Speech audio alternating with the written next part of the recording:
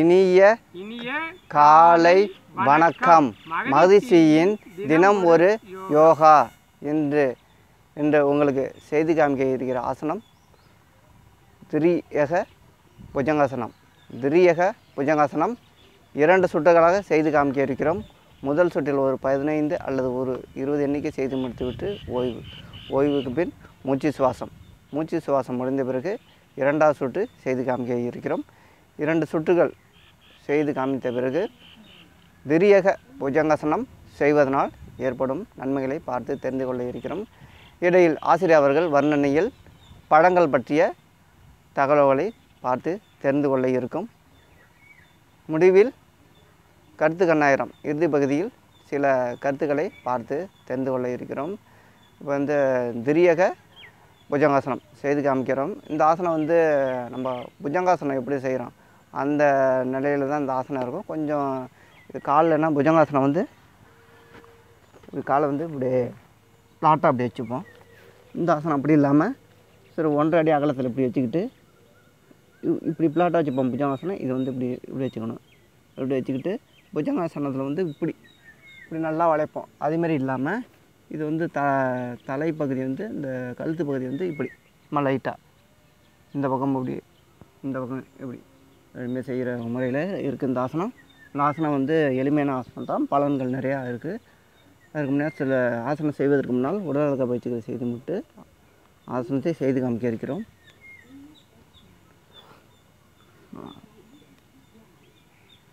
ஆசன நிலைக்கு செல்ல இருக்கிறோம். இப்படி காலை குத்துக்க வச்சுக்கிட்டு கையை இப்படி வச்சுக்கிட்டு இது பின்னாடி ரொம்ப வளைக்காமல் இப்படி இப்போது எண்ணிக்கை 1 2 3 4 5 6 7 8 9 10 11 12 13 14 15 16 17 18 19 20 21 22 23 24 ஓய்வு.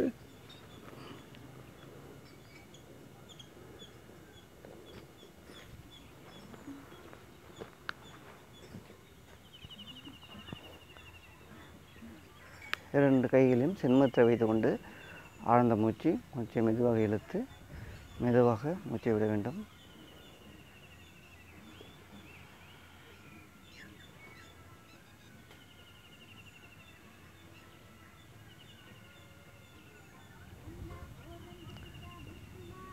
திரியக புஜங்காசனம் ஒரு சுற்று செய்து முடித்து விட்டோம். திரியக புஜங்காசனம் செய்வதனால் நிறைய நன்மைகள். ஆனால் அந்த ஆசனம் எளிமையாக தான் இருக்கும், பலன்கள் நிறைய இருக்குது. நாங்கள் உங்களுக்கு தொடர்ந்து எளிமையான ஆசனம் நிறையா உங்களுக்கு வழங்கிக்கிட்டு இருக்கோம். தொடர்ந்து ஆசனம் நாங்கள் போடுற ஆசனத்தை தொடர்ந்து பார்த்து ஆசனம் தொடர்ந்து செய்து உடம்பையும் மனதையும் ஆரோக்கியமாக வைத்துக்கொள்ள வேண்டும். இந்த சூழ்நிலையில் நம்மளுக்கு மன அழுத்தம் தான் நம்மளுக்கு அதிகமாக இருக்குது. வீட்டில் உள்ள பிரச்சனை, நம்ம வெளியில் அலுவலகத்தில் படிக்கிற பசங்க, ஸ்கூலில், நண்பர்கள் வட்டாரத்தில் ஏற்படும் சில சின்ன சிக்கல்லாம் மன அழுத்தம்லாம் அதிகமாக நம்மளுக்கு இருக்குது. அதெல்லாம் குறைக்கிறதுக்கு இந்த ஆசனம்லாம் முக்கிய பங்கு வகிக்கின்றது. அதனால் தொடர்ந்து ஆசனம் நிறையா பார்த்து செய்து பழகி நல்ல பலன்களை பெற வேண்டும் என்று கேட்டுக்கொள்கிறோம். இப்பொழுது ஆசிரியர் அவர்கள் வர்ணனையில் படம் பற்றிய தகவல்களை பார்த்து தெரிந்து கொள்வோம். நன்றி ஜேகே அவர்களே, ஆர்ஜே அவர்களே. என்ன விஷயம்னா நிறைய விஷயங்களை சொல்லிகிட்டே இருக்கோம். ஜேகேவும் ஆர்ஜேவும் மாற்றி செய்கிறனால 2 பேரையும் குழப்பிக்கிறோம்.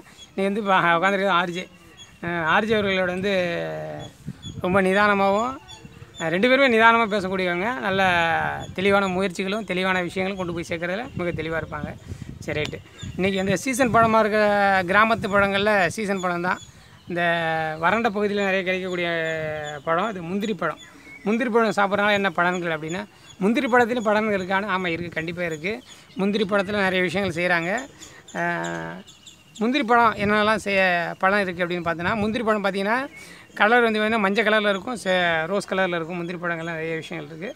முந்திரி பழம் சாப்பிட்றதுனால என்னெல்லாம் இருக்குன்னா, இரும்பு சத்து நிறைய இருக்கும், ரத்த சோகையை போக்கக்கூடிய விஷயம், தொற்றுலாம் பழவிதமான தொற்றுகள் வருதுன்னா அதை இது பண்ணிவிடும். தொற்றுகள்லாம் அடிக்கடி நோய்கள் வருதுன்னா அந்த பழம் சாப்பிட்டோன்னா நோய்கள் இல்லாமல் இருக்கும். அடிக்கடி நோய்படுறது வந்து மீளலாம். இதை ஜீரண மண்டலத்தை சரி செய்யக்கூடிய பழமாக இருக்கும். உடல் பிரச்சனைகளை போக்கக்கூடிய விஷயம் முந்திரி பழம். அதில் எதிர்ப்பு சக்தியை கொண்ட பழம். நீரிழிவு நோயெல்லாம் இருக்குதுன்னா அந்த பழம் சாப்பிட்டா வைட்டமின் சி குறைபாட்டில் ஏற்படுகின்ற ஸ்கர்வி என்ற நோய் ஏற்படாமல் தவிர்க்கக்கூடிய விஷயங்களை செய்யுது. ஒவ்வொரு முந்திரி பழத்தை பொறுத்தளவுக்கு பார்த்திங்கன்னா நிறைய கிடைக்கும். அதாவது இப்போ அந்த காலத்தில் முந்திரி பழத்தை யாரும் விரும்பி சாப்பிட மாட்டாங்க. இப்போ வியாபாரத்துக்கு வந்துடுச்சு, முந்திரி பழத்துக்கு வியாபாரமே வந்துடுச்சு. முந்திரி பழத்தில் புரோட்டீன், பீட்டா கரோட்டின் டானிட் சொல்லக்கூடிய ஆன்டி ஆக்சிடென்ட், அதாவது உடல் எதிர்ப்பு தன்மையை உண்டு பண்ணக்கூடிய முந்திரி பழத்தில் வந்து புரோட்டீன், பீட்டா கரோட்டின் டானின் என்ற சொல்லக்கூடிய ஆன்டி ஆக்சிடென்ட் எதிர்ப்பு சக்தியுடைய விஷயங்களை செய்யக்கூடிய விஷயங்கள் இருக்குது. முந்திரி சாப்பிட்றோம் நல்ல பல விதமான நன்மைகள் இருக்குது. அதனால் நீங்கள் மட்டும் சாப்பிடாம அதை மற்றவங்க அனைவருக்கும் சாப்பிட்றதுக்கான இது பண்ணுங்கள். முந்திரி பழத்தில் மிகப்பெரிய விஷயங்கள்லாம் இருக்குது, குணங்கள். அதனால் முந்திரி பழங்களில் நிறைய குணம் அதிகம் இருக்குது. ஞாபக சக்தி அதிகப்படுத்தக்கூடிய விஷயங்கள்லாம் கொண்டு போய் சேர்க்குது. முந்திரி பழம் சாப்பிட்டோம்னா ஒரு மாதிரியாக கரகரப்பு இருக்கும், அதை மனசில் எடுத்துக்காதீங்க. அந்த கரகரப்பு வந்து சளியெல்லாம் போக்கக்கூடிய விஷயம் இது. அதாவது முந்திரி பழத்தில் வைட்டமின் சி ஆரஞ்சு பழத்தோட 5 மடங்கு அதிகமாக இருக்குது. முந்திரி பழத்தில் வைட்டமின் சி 5 மடங்கு அதிகமாக இருக்குது. முந்திரி பழம்லாம் இப்போ மிகப்பெரிய விஷயந்தான். அதோட கொட்டையை பற்றி மறுபடியும் பார்ப்போம். முந்திரி பழத்தில் உள்ள முந்திரியை பற்றி விஷயங்களை பார்ப்போம். முந்திரி பழத்தோட பழம் பார்த்தா முந்திரி கொட்டையை பற்றி மறுபடியும் நிறைய பார்ப்போம். முந்திரி பழம் அவ்வளோ பழங்கள் இருக்குது. இந்த புரோட்டீன், பீட்டா கரோட்டின் நேர்ந்திருக்கிறதுனால உடலில் எதிர்ப்பு சக்தியை அதிகப்படுத்துது. அதனால் கவனமாக அந்த பழத்தை வாங்கி தினமும் சாப்பிட்றதுக்கு முயற்சி பண்ணுங்கள். இப்போ கிடைக்கிற சீசனு, தினமும் வாங்கி அதை பயன்படுத்தி சிறந்த பலன்களை பெற வாழ்த்துக்கள் தெரிவித்து மீண்டும் ஒரு முறை உங்களுக்காக இந்த ஆசனத்தை செஞ்சு காட்டுறதுக்காக ஆர்ஜி அவர்கள் உடல் இயக்க பயிற்சி செய்து செஞ்சு காட்டுவாங்க. திரியக புஜங்காசனம் 2வது சுற்றுக்கு செல்ல இருக்கிறோம். செல்வதற்கு முன்னால் உடல் இயக்க பயிற்சிகள் செய்து முடித்துவிட்டு ஆசன நிலைக்கு செல்ல இருக்கிறோம்.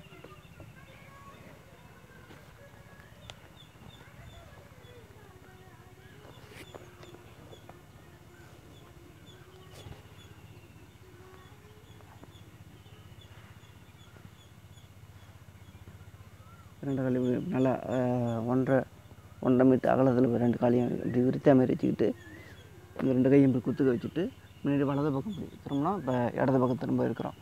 இப்போது ஆசன நிலைக்கு வந்து விட்டோம். இப்போது எண்ணிக்கை 1 2 3 4 5 6 7 8 9 10 11 12 13 14 15 16 17 18 19 20 21 22 23 24 25 ஓய்வு.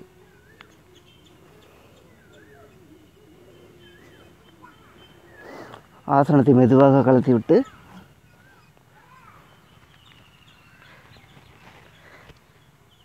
இரண்டு கையிலும் சென்முத்திரை வைத்துக்கொண்டு ஆழ்ந்த மூச்சு சுவாசம்.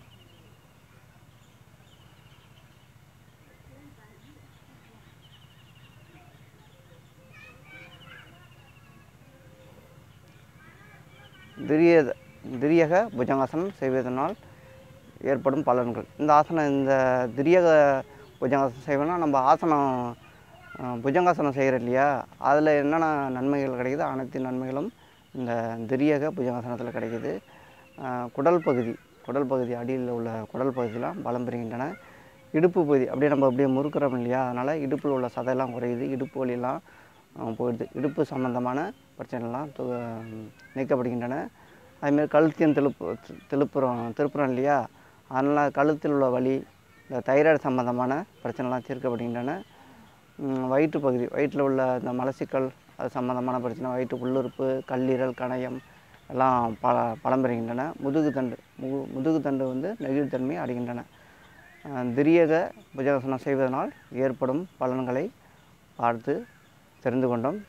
இப்பொழுது ஆசிரியர் அவர்கள் வர்ணனையில் கருத்து கண்ணாயிரம் இறுதி பகுதிக்கு வந்துவிட்டோம். சில கருத்துக்களை ஆசிரியர் அவர்கள் வர்ணனையில் பார்த்து கேட்டு தெரிந்து கொள்வோம். நன்றி ஆர்ஜே. ஒரு கலந்துரையாடல்தான் வச்சுக்கலான்னுங்கிறது தான். நம்ம அந்த வெப்பமயமாதலை பற்றி நம்ம நிறைய பேசியிருப்போம் ஆர்ஜே. இப்போ நிறைய வெப்பமயதாலை பற்றி நிறைய பேசியிருப்போம். அந்த வெப்பமயதாலெலாம் என்ன விஷயம்னா, இந்த நாட்டோட வந்து உலக அளவிலேயே மிகப்பெரிய பாதிப்புகள் ஏற்படுத்துகிறோம். இப்போ தமிழ்நாட்டை பொறுத்தளவுக்கு இப்போ எடுத்துட்டிங்கன்னா, இப்போது ஒரு சமீப காலத்தில் ஒரு 10 நாளுக்குள்ளார நடைபெற்ற, ஒரு 10-15 நாளுக்குள்ள நடைபெற்ற ஒரு பெருமழை, அதாவது எந்த இடத்துல நம்ம குற்றால அருவியில் ஏற்பட்டு ஒரு பார்த்திங்கன்னா, அந்த வீடியோ பார்த்தீங்கனாலே நமக்கு பயம் வந்திருக்கும். இதுக்கெல்லாம் என்ன காரணம்னு நினைக்கிறீங்கன்னா, நம்மளால் ஏற்படக்கூடிய பருவநிலை மாற்றங்கள். பருவநிலை மாற்றம்னா என்னென்னா, நம்ம காடுகளை மற்ற விஷயங்களை அழித்ததுனால ஏற்பட்ட அந்த பருவநிலை மாற்றம்.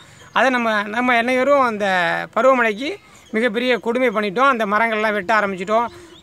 நிறைய வண்டி வாகனத்தை பயன்படுத்தி நிறைய பயன்படுத்தப்படுவதை கரியமேல வாயுங்கிற அந்த ஓசோன் படத்தில் ஓட்டை போட்டு மிகப்பெரிய பாதிப்பை ஏற்படுத்தி, ஓசோன் படலங்கிறது வந்து மேலேருந்து வர புற ஊதா கதிர்களை தடுத்து நல்ல கதிர்களை மட்டும் உண்டாக்கக்கூடிய விஷயங்களை அதுதான் தடுத்துச்சு. இப்போ புற ஊதாக்கள் நேராக வருது.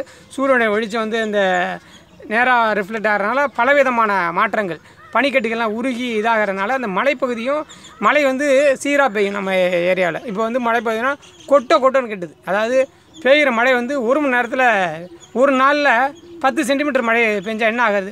10 சென்டிமீட்டர் என்ன ஆச்சு? 1-1.5 அடி 2 அடி அளவுக்கு பெய்யுது. அப்போ 2 அடி பெஞ்சால் என்ன ஆகும்? ஊர் ஃபுல்லாக அப்படியே 2 அடிக்கு ஒரு 10 கிலோமீட்டர் பெஞ்சால் என்ன ஆகும்? இப்போ வெள்ளம் வரதானே செய்யும். அதுமாரி தான் இப்போ இந்த காட்டாற்று வெள்ளம்லாம் ஆகுது. இதுக்கெல்லாம் காரணம் என்ன விஷயம்னு நினைக்கிறீங்க? உங்களோட கருத்து சொல்லுங்கள். காரணம் என்ன விஷயம்னு சொல்லுங்கள். அதுக்கப்புறம் நான் பதில் நம்ம வந்து இயற்கையை வந்து நம்ம மதிக்கிறதே இல்லை. ஆமாம், மதிக்காமல் தான் இருக்கிறோம். நம்ம வந்து அதர் கண்ட்ரிலாம் இல்லை, ஃபாரின்லாம் இல்லை. நம்ம வந்து கால சூழ்நிலை எப்படின்னா, நம்மளை வந்து இயற்கையோட சார்ந்து தான் வாழணும். அப்படி தான் நம்மளோட வாழ்க்கை முறைலாம் இருந்துச்சு. நம்ம முன்னோர்கள்லாம் அதெல்லாம் கடைப்பிடிச்சாங்க. மரம்லாம் அதிகமாக வச்சாங்க. அதனால் அந்த காலத்துலலாம் எப்படின்னா 6 மாதம்லாம் மழை தொடர்ந்து அப்படியே சீரான மழை பெஞ்சிட்டே இருக்கும் அப்படிம்பாங்க. அதுக்கு தகுந்த முன்னேற்பாடுகள்லாம் நம்ம முன்னோர்கள்லாம் எல்லாமே தயார் பண்ணி வச்சுருந்தாங்க. இப்போ நம்ம விஞ்ஞானம் வளர்ந்துச்சு இல்லையா, வளர்ந்த காரணத்தினால நம்மளுக்கு வந்து அதை நோக்கி நம்ம போயிட்டுருக்கோம். நம்ம இயற்கையை நம்ம மதிக்காமல் விட்டுறோம். அதனால் என்ன பண்ணுறோம், மரத்தெல்லாம் வெட்டுறோம். வாகனம்லாம் அதிகமாக, எல்லாத்தையுமே வாகனம் அதிகமாக இருக்குது. இப்போ வாகனம் 2 வீலர் இல்லாத பசங்களே பார்க்க முடியல. சின்ன சின்ன பசங்கள்லாம் 2 வீலர்லாம் வாங்கி கொடுத்துட்றோம். மாசு விளைவிக்கிறோம். அது இல்லாமல் பூமியை நோண்டி எவ்வளவு நம்ம அடியில் உள்ளதெல்லாம் எவ்வளோ நம்மளால் எடுக்க முடியுமோ எல்லாத்தையும் எடுக்கிறோம். ஆனால் போராட்டம்லாம் பண்ணிட்டு தான் இருக்கிறோம் மக்கள். இருந்தாலும் கவர்மெண்ட்டு அதுக்கு தயாராக எடுக்கிறதுக்கெல்லாம் தயாராக தான் இருக்கிறாங்க. அதெல்லாம் நம்ம தவிர்க்கணும். முடிஞ்ச அளவு வந்து எல்லாராலையும் மரம்லாம் வச்சு பயிர் பண்ண முடியும். சாலையோரெல்லாம் நிறையா வச்சு பயிர் பண்ண முடியும். வீட்டில் தோட்டத்திலலாம் நம்ம அதுக்கு முன்னாடிலாம் பழையங்காலம் ஆள்லாம் என்னென்னா, மரம்லாம் ஒரு மரம் வெட்டுற மாரி இருந்துச்சுன்னா அவங்க 2 மரம் வச்சுட்டு பயிர் பண்ணிட்டு தான் வெட்டவே ஆரம்பிப்பாங்க. அதுக்கு இன்னும் முன்னோர்கள் சில பேர்லாம் என்ன பண்ணுவாங்கன்னா, காஞ்ச மரத்தை மட்டும்தான் வெட்டுவாங்க. பச்சை மரத்தை வெட்டவே மாட்டாங்க. அதுமாரிலாம் வாழ்ந்து வந்து இயற்கையை வந்து நேசித்தாங்க. இயற்கையை வந்து கடவுளாக பார்த்தாங்க. இப்போனா நம்ம அப்படிலாம் பண்ணுறதில்ல. மரத்தெல்லாம் ஈஸியாக வெட்டுறோம். மரம் வந்து ஒரு உயிர் தான். அது வந்து நமக்கு வந்து நன்மையை தரக்கூடியது. நம்ம நீண்ட நாள் ஆரோக்கியமாக வாழ்கிறதுக்கு வந்து மரம் செடி கொடிகள்லாம் முக்கிய காரணமாக இருக்குது. நம்ம பறவையை பார்க்குறோமே, பறவைலாம் இல்லைன்னா இந்த அளவுக்கு மரமட்டெல்லாம் அதிகமாக இருக்கிறதுக்கு வாய்ப்பு இல்லை. அது வந்து இந்த சாப்பிட்டு அந்த கழிவெல்லாம் இப்போ இந்த எச்சத்தெல்லாம் போடுறதுனால அதன் மூலியமாக மரம்லாம் நிறையா வளர்ந்துக்கிட்டு தான் இருக்குது. நம்ம அதையும் வளர விட்றதில்ல. நம்ம அதை வெட்டிக்கிட்டே இருக்கோம். அதனால் முடிஞ்ச அளவு மரம் வந்து அதிகமாக வளர்க்கணும். எல்லாராலும் முடிஞ்ச அளவு மரத்தை முடிஞ்ச அளவு வெட்டாமல் நிறையா இடத்துல சாலையோரங்களில், வீட்டு வயல்வெளியில், வீட்டு பின்னாடி தென்னந்தோப்பில், பனந்தோப்புலாம் நிறையா இருக்குது. அதுக்கு முன்னாடி பனைமரம்லாம் அதிகமாக இருந்துச்சு. பனைமரம்லாம் என்ன பண்ணுன்னா, அது இருக்கிற இடத்துல வந்து ஒரு குட்டை மாரி உருவாக்கி தண்ணியை வந்து சேகரித்து வச்சுக்கும். அதெல்லாம் அவ்வளோ நன்மை. அதெல்லாம் வந்து எங்களுக்கும் முன்னாடிலாம் தெரியாது. இப்போ தான் தெரியுது. அதனால் பனைமரம்லாம் முடிஞ்ச அளவு நிறையா வளருங்க. பனைமரத்தெல்லாம் வெட்டாதீங்க. முடிஞ்ச அளவு சாலையோரெல்லாம் நிறையா மரம்லாம் வளரணும். நம்ம வந்து ஓரளவுக்கு மரம்லாம் அதிகமாக வளர்ந்தால் தான் இந்த வெப்பம் அதிகமாக இருக்குது இல்லையா, அதெல்லாம் தவிர்க்க முடியும் நம்மளால். நம்மளுக்கு வந்து இந்த பருவமழைலாம் கரெக்டாக சரியான நேரத்தில் பெஞ்சால் தான் விவசாயம்லாம் நல்லா செழிப்பாக இருக்கும். பருவமழை மாறி மாறி பெஞ்சுன்னா விவசாயம்லாம் கொஞ்சம் நாசமாக போய்டும். அதனால் முடிஞ்ச அளவு இயற்கையை நேசிங்க. இயற்கையை சார்ந்த வாழ்க்கையை வந்து வாழ வந்து எல்லாம் பழகி. ஆனால் விஞ்ஞானம் வளர்ந்துட்டு நம்ம வந்து சம்பாதிக்கிறதுக்கு அதை நோக்கி பயணிச்சுக்கிட்டு தான் இருக்கோம். இருந்தாலும் கூட நம்மளால முடியும். எல்லாராலுமே மரம் வச்சு பயிர் பண்ண முடியும். முடிஞ்சளவு எங்கெங்கெல்லாம் மரம் வைக்க முடியுமோ மரம்லாம் வச்சு நல்லா இயற்கையோடு சார்ந்து ஆரோக்கியமான வாழ்க்கை வாழ வேண்டும். முடிஞ்சளவு நம்ம பருவமழைலாம் கரெக்டான சரியான நேரத்துக்கு பேஞ்சால் தான் எல்லாமே சரியாக இருக்கும். அதனால் முடிஞ்சளவு மரம்லாம் நம்ம அதிகமாக வளர்த்தாவே அதற்கான வேலையை கரெக்டாக சரியாக செஞ்சு நம்ம பருவமழைலாம் சேஞ்ச் ஆகாமல் கரெக்டாக அதே சீதோஷ நிலையில் நம்ம நம்மளோட பின்னாடி இப்போ நம்மலாம் ஓரளவுக்கு 40 வயசு 50 வயசு ஆகிட்டு நம்மளுக்குலாம் எங்கெல்லாம் ஆகிட்டு நம்ம பின்னாடி சந்ததியை நல்லா ஆரோக்கியமாக வாழ வேணும்னா நம்ம மரம்லாம் அதிகமாக வச்சு பயிர் பண்ணணும். இப்பொழுது ஆசிரியர் அவர்கள் வர்ணனையும் சில கருத்துக்களை தெரிந்து கொள்வோம். அவ்வளோதான் அர்ஜுன், நம்மளோட நிலவை இப்போ சொல்லிட்டீங்க. என்னென்னலாம் நடக்குது, என்னென்னலாம் செய்கிறோம் அப்படிங்கிற வரைக்கும் சொல்லிட்டோம். அதாவது இயற்கையை நேசிங்க, ஆடுதுறை இயற்கை மருத்துவங்க அதான் சொல்லிகிட்டு இருக்கோம். இயற்கையோடு நேசிங்க, இயற்கையோடு ஒன்றி வாழுங்க, இயன்றதை மட்டும் சாப்பிடுங்க, உணவு சமைச்சு சாப்பிடாமல் சாப்பிடுங்க அப்படின்னு தான் சொல்லிகிட்டு இருக்கோம். இதெல்லாம் நல்ல விஷயம். இவ்வளோ விஷயம் செய்யும்போது எல்லா விஷயமும் நடந்துகிட்டே இருக்குது. நம்மளை பொறுத்தளவுக்கு எல்லா விஷயமும் நடந்துகிட்டே தான் இருக்குது. ஏன் இப்படிலாம் பண்ணுறோம் அப்படின்னா நம்மளால் முடிஞ்ச நல்லது செய்வோம். இப்போ ஒன்றும் இல்லை, இப்போ ஆர்ஜே சொன்ன மாதிரி தான். இப்போ சாலைகளில் எல்லா மரத்தையும் எடுத்துட்டாங்க. எங்கேயாச்சும் மரம் இருக்கா? கண்டிப்பாக அந்த சாலையில் உள்ள மரம் எடுத்தீங்க இல்லையா, அந்த மகான்கள்லாம் சாலையை விரிவுபடுத்தினீங்க, மக்களுக்காக தான் செஞ்சுருக்கீங்க, அதில் ஒன்றும் மாற்று கருத்து இல்லை. அவங்களால முடிஞ்ச ஒரு 1000 பனங்கன்றுகளை கொஞ்சம் நடுங்க. எங்கே நடத்துக்கு இடமே இல்லை, இந்த வீராண ஏரியை சுற்றி ஃபுல்லாக நடுங்க. வீராண ஏரி பற்றி ஃபுல்லாக சுற்றி நடுங்க. இப்போ ரோட்டு ஒட்டியே எவ்வளோ தூரம்னு நடுங்க. அப்புறம் இந்த சாக்கடை ஒட்டியெல்லாம் போடுற இடத்துலலாம் ஒரு பனங்கன்றுகள் நடுங்க. அப்படியே நடுங்கன்னா நிறைய மலைகளை சேர்க்க முடியும். அதுமாதிரி நிறைய மலைத்தர மரங்கள், அது இப்போ குழந்தையின்மையெல்லாம் இருக்குது. அந்தமாரி மரத்துக்கெல்லாம் அரச மரத்தை நிறையா நடுங்க. அரச மரத்தை அங்கங்கே நட்டிங்கன்னா அவ்வளோ பெரிய விஷயங்கள், ஓசைகள் எழுப்பி குழந்தைகளுக்கு நல்லா சுவாசத்தை நிறைய ஆக்சிஜனை கொடுக்கக்கூடிய விஷயங்களை செய்யுது. கார்பன் டை ஆக்சைடை உமிழ்ந்து ஆக்சிஜன் நிறைய தருது. அப்புறம் ஆலமரங்கள் நிறைய நடுங்க. இதெல்லாம் சாதாரண விஷயம் ஐயா, நம்ம சொல்லியா கேட்கணும்? அவங்கவுங்களும் பார்த்து செஞ்சுக்குங்கய்யா, அவங்களால முடிஞ்சதை செய்யுங்க. நான் இப்போது எங்களோட முடிவு இருக்குது. நான் ஒரு மனசுக்குள்ளார ஒரு இது இருக்குது. நான் ஒரு 50 பனைமரத்தை நட்டுறணும் அப்படிங்கிற ஒரு எண்ணம் இருக்குது. ஒரு 50 பனை மரத்தை நட்டுறணும்னு இருக்குது. அதோட ஆர்ஜேவோ ஜேகேவோ அவங்களோட உதவிகளை கொண்டு 50 500 ஆக்கிறதுக்கு கூட முயற்சி பண்ணுறோம். ஆனால் 50 கண்டிப்பாக நட்டுருவோன்னு இருக்கேன். இந்த வருடத்தில் 2024 அதை முடிச்சிடலான்னு பிளானில் இருக்கேன். அந்த 50 மரமும் கண்டிப்பாக முளைச்சி வரணுங்கிற பெரும் பகுதியை, அதாவது ஒரு பனைமரம் முளைச்சி வரதுக்கு ஒரு குறைஞ்சபட்சம் ஒரு 1.5 வருஷம் ஆகும். அதை கண்டிப்பாக என்னால் நிறைவேற்ற முடியும் நம்பிக்கையோடு இருக்கேன். 50 மரங்களை நட்டு அதை கண்டிப்பாக 50லேருந்து 500 மரம் முயற்சி பண்ணுறேன். 50 மரமாச்சு நட்டு அதில் கண்டிப்பாக வின் பண்ணிவிடுன்னு நினைக்கிறேன். முயற்சி இகழ்ச்சி அடைய வரும்போது முயற்சி செய்வோம், வெற்றி அடைவோம் நம்பிக்கையோடு இருக்குது. அந்த 50 மரம் நட்டு வாழ்க்கையில் என்னோடய வயது முதிர்வில் அந்த 50 மரமும் முளைச்சி வந்திருக்கணும் நம்பிக்கையோடு உங்களிடம் விடைபெறுவேன். நன்றி, வணக்கம். நாளை ஒரு ஆசனத்தில் மீண்டும் சந்திப்போம். நன்றி, வணக்கம்.